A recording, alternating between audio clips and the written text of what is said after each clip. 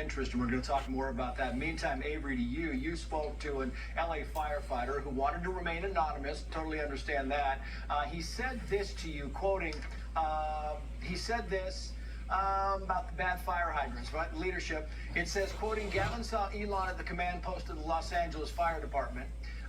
He live streaming with the battalion chief and called CHP to get him the hell out of there, ordering the removal of Elon from the department. Elon brought us 17 cyber trucks filled with Starlink's food and water. He was trying to help us, and he was treated like blank.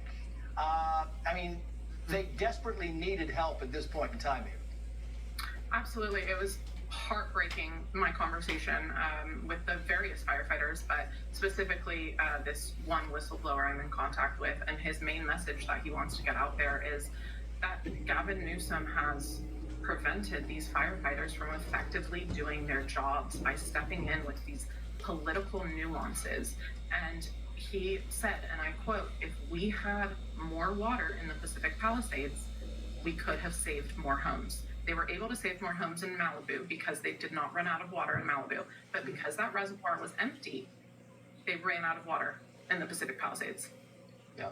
Do you think, Pastor, by firefighters speaking out, by people in your industry and religion speaking out, do you think this compels new changes in California? Do you think we'll see political landscape changes down the road? I have no doubt. We're seeing what was going on. People are upset. People are angry. And I think enough to make a difference when they vote. And listen, that's not a Christian thing where you should stay out of voting or not. The fact of the matter is the Bible tells us that when the righteous are in power, the people rejoice. And listen, this sounds like California. Yeah. When the wicked rule, the Bible says people groan. California is groaning, and I believe you're going to see Democrats and Republicans change their voting habits very soon. Yeah, I'm not sure if we have this full screen. This is part of the firefighter, Avery. Do we have this, Katie, we can put up? It's about the fire hydrants. We don't have this full screen for some reason, but the firefighter also told you that it's not just the water that was low, Avery, in these fire hydrants. It's the fact they were too far apart. It's the fact that they were broken, that some were missing. I mean, this thing was a mess going in, and it had nothing to do with, at least on this front, the fact that the reservoir of 117 million gallons was empty. It was gross mispreparation. He told me he was on a street in the Pacific Palisades.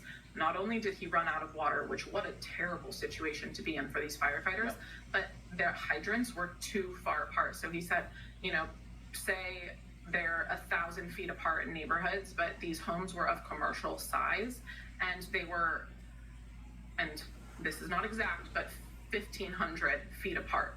And so they would have had to add an extra stick of hose to effectively fight these fires, but they couldn't because they had no water. Yeah, they were in an impossible situation, and I've got 10 seconds left for you, Pastor. What would you like? I mean, what would you like to add? What would you like people to know about what California is doing, what California did in the wake of these fires? Because Jesus Christ is our hope, our church has been mobilized, and it's reaching tremendous needs where the California National Guard, they're in need. We're getting them socks, of all things. We're helping them out.